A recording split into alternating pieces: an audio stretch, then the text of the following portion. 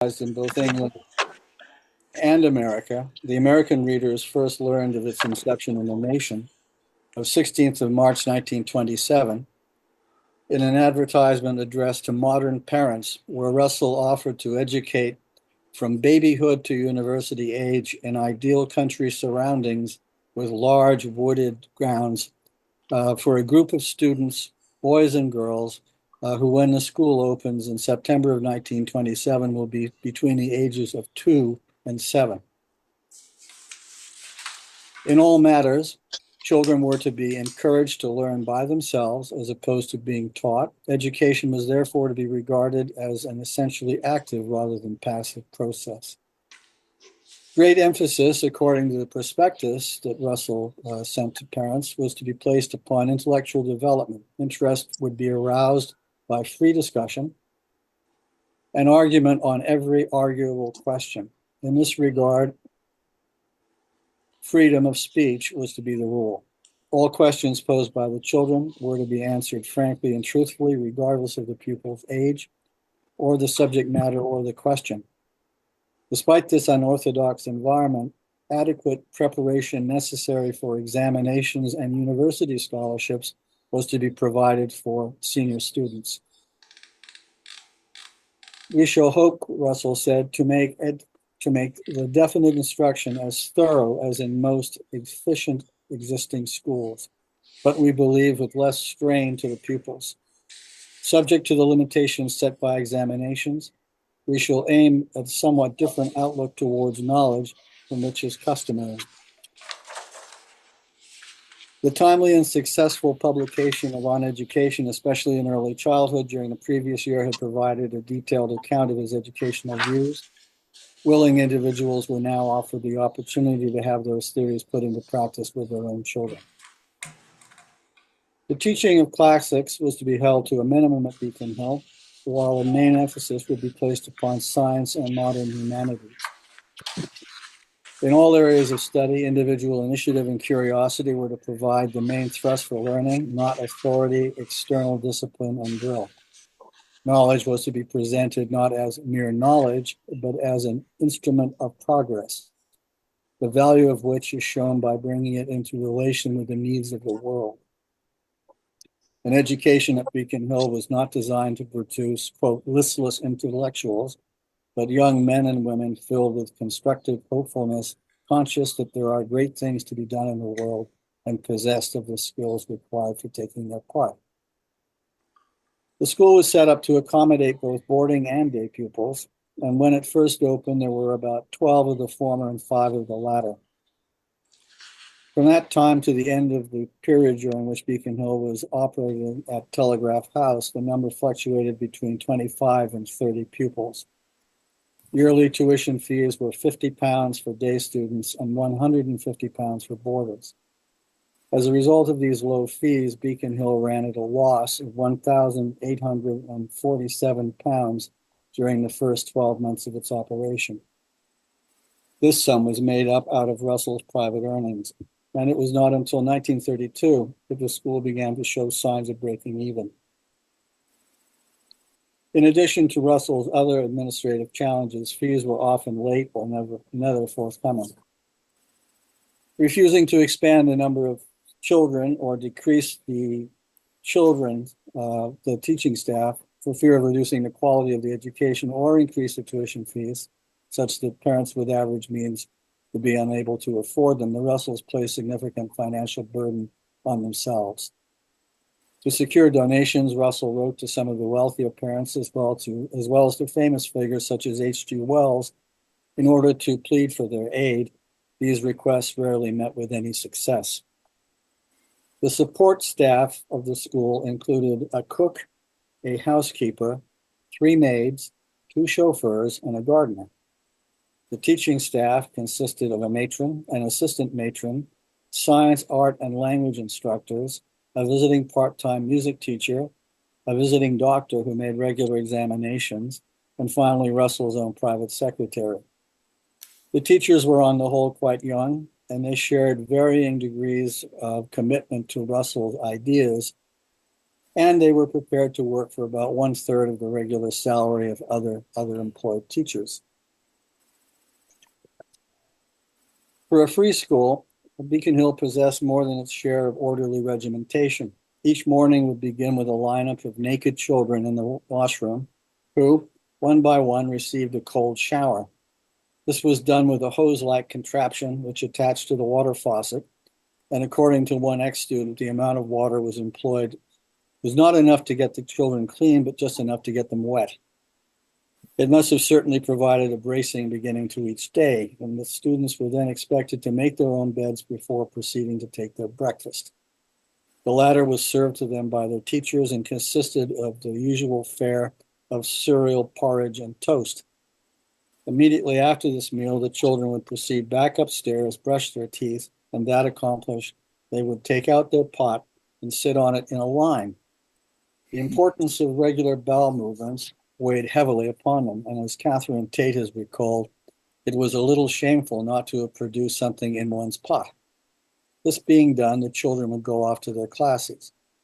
At 11, there was a break from classes, at which time orange juice was served, a practice which at the time was innovative. And at 1 o'clock, there was lunch. Again, the children were helped by the teachers, who later went into a separate dining room and ate with the Russells. Rusks were served for the afternoon tea, or sometimes bananas and custard. Full tea was served at 4:30. Russell's daughter recalled, "We had no voice in the food, which was dreary institutional English, though eminently nourishing. Although we were officially allowed to leave anything we didn't like, the teachers in charge of the dining room made it difficult for us to do so. We ate together in the children's dining room, waiting in turn for our food and sitting wherever we liked at low tables. For the sake of our teeth, all bread was baked hard in the oven before we ate it and was kept in big tins, which were on the serving table at every meal. Once in a long while, we managed to eat. I think I've had some of that dry bread here. Once in a long while, we managed to eat up all of the baked bread and ask for more, so that they had to give us ordinary soft bread, a great triumph. There was a rule, either butter or jam, which I always thought was a matter of health, like all the other food rules, though in fact it was only economy. Cookies were rare, cake unknown, sugar frowned upon unless it was deep, dark, and brown. There were no snacks between meals, and everything was extremely plain and nutritious. We did not always like it, but we felt wiser than those who ruined their teeth and digestion with sweets."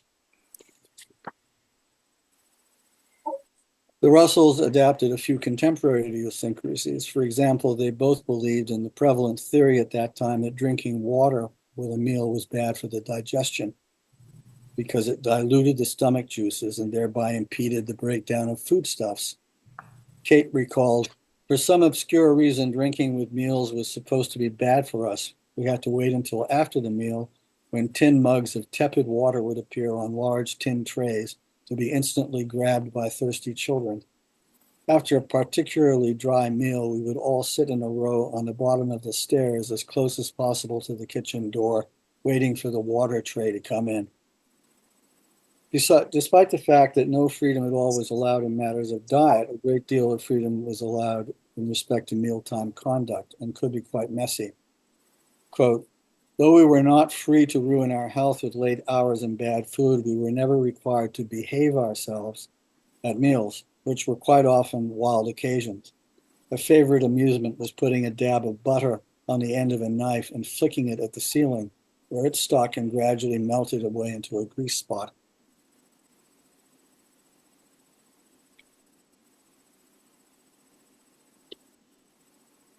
One visitor recorded his experience of a meal at Beacon Hill School as follows: "The older children are sitting at small tables all over the hall, quietly concentrating on putting inside themselves as many pieces of bread and butter, as many bananas, as many cakes as possible.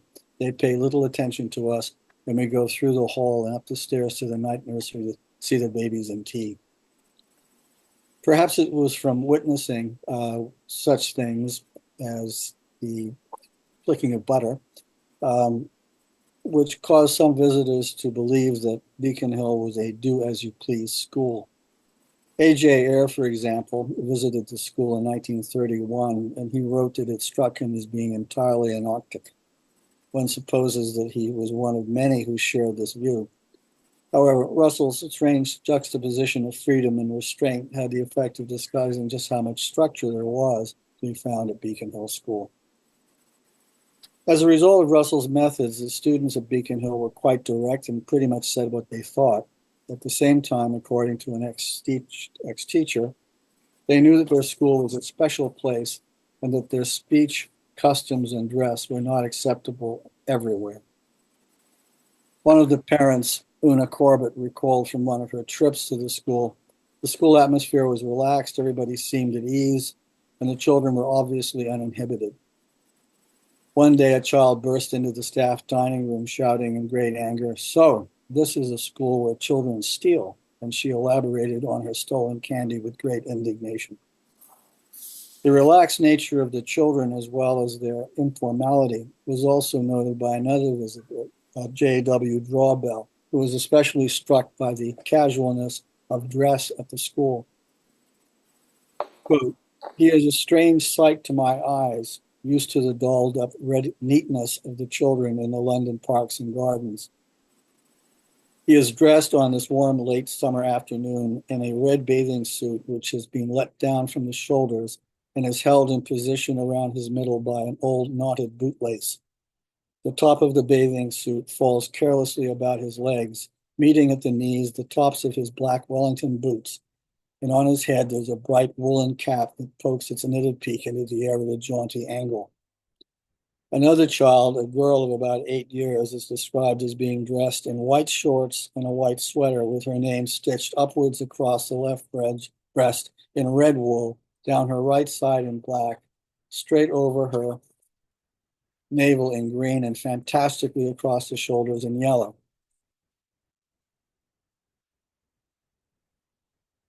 Proceeding to a different area of the school, Drawbell encounters another small group of students. One is in a bathing suit with bedroom slippers. A small girl has boys' trousers and Wellington boots. Another had gym drawers and lace shoes without socks. All the girls have bobbed hair. However, despite their varied dresses, he notes that all the children have a certain manner which distinguished them from most of the children of their age. Quote, "There is no self-consciousness about them, and none of the sickening shyness which so often afflicts youngsters in the presence of their elders. These queerly dressed children are assured, confident little people doing what they want to do. They appear to have no fear in them, no ordinary sense of guilt. They hardly seem to notice me. They are too intelligently busy with their own affairs." These departures from this traditional form often gave Beacon Hill School the appearance of having more freedom than in fact it actually possessed. And throughout its existence, the school was constantly depicted as a place of absolute freedom where children were allowed to do more or less exactly as they pleased, regardless of the consequences. Responding to an attack in 1930 on precisely this issue, Russell wrote, quote, "The critic appears to think that the principles upon which we run our school can be described as back to nature, don't discipline the child theories. It may possibly interest you to know that self-discipline, and more particularly intellectual discipline, is one of the main things taught in our school." Accordingly, the initial reactions to the school often prevented people from seeing the very structured foundation upon which this freedom was erected.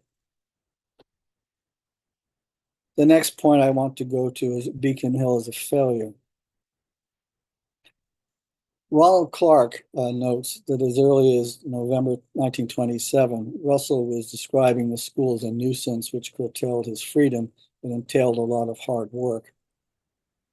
And that in 1929, Russell was complaining that it made John and Kate ill and no longer served its primary purpose. There were special problems which had come about as a result of having their own children at a school in which he was a principal. Quote, For us personally and for our two children, there were special worries. The other boys naturally thought that our boy was unduly favored, whereas we, in order not to favor him or his sister, had to keep up an unnatural distance between them. They, in turn, suffered from a divided loyalty. They had either to be sneaks or to practice deceit towards their parents. The complete happiness that existed in our relations to John and Kate was thus destroyed and was replaced by awkwardness and embarrassment.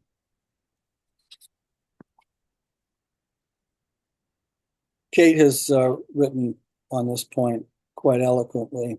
She stated, in the biblical story of the Garden of Eden, Adam and Eve lost their innocent joy when they accepted the snake's offer of knowledge, which was to make them like gods.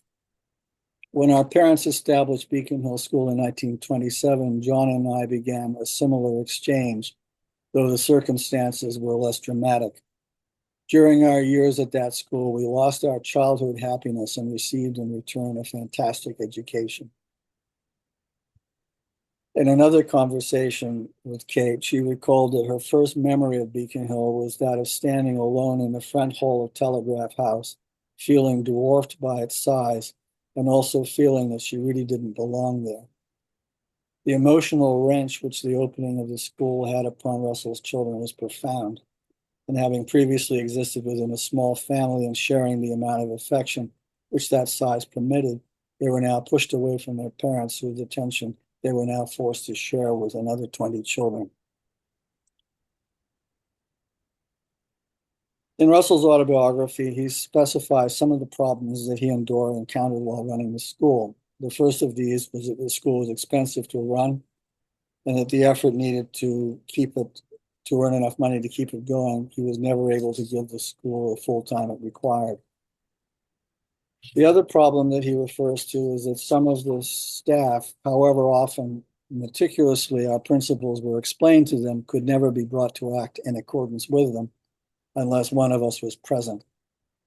And in addition, he notes that some of the children who came to the school included problem children, and that he regarded as probably the most important one.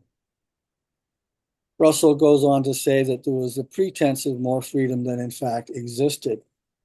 Quote, there was very little freedom where health and cleanliness were concerned. The children had to wash, to clean their teeth, and go to bed at the right time. Truey had never professed that there would be freedom in such matters, but foolish people, and especially journalists in search of a sensation, had said or believed that we advocated a complete absence of all restraints and compulsions. These stresses were further augmented by the emotional tensions arising from the Russells' extramarital affairs. In July of 1929, Dora gave birth to a baby girl of whom Russell was not the father.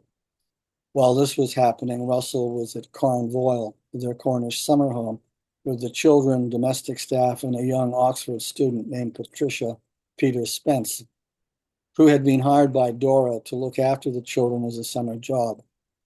When Dora returned to Cornwall, Russell told her that he was in love with Peter Spence. The combination of problems arriving out of the operation of Beacon Hill, with the emotional entanglements into which both husband and wife were ensnared, caused Russell to go into deep bouts of depression. Ironically, it was at this period of intense personal unhappiness that Russell wrote The Conquest of Happiness in 1930, a book which, as Russell has stated, was written at a time when I needed much self-command and much that I had learned by painful experience if I was to maintain any endurable level of happiness.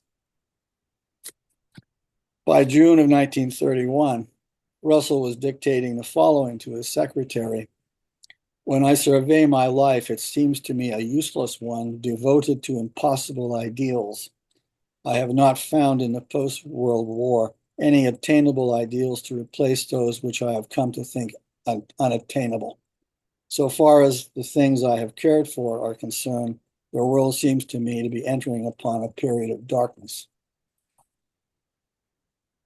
He concludes, my activities continue from force of habit, and in the company of others I forget the despair which underlies my daily pursuits and pleasures.